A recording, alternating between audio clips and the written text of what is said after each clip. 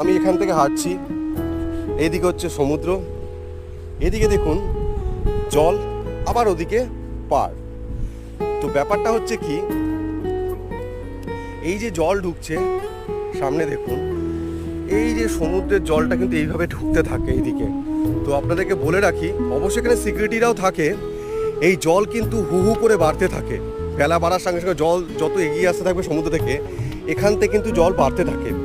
তো এখানে যতক্ষণে ভরবে তার আগে কিন্তু এই দিকটা ভরে যায় হেনরি আইল্যান্ডে। তো সেই বুঝে কিন্তু আপনাদেরকে যত তাড়াতাড়ি সম্ভব এই পার থেকে ওপারে চলে যেতে হবে, নইলে কিন্তু একটা বিপদের আশা থাকতে পারে।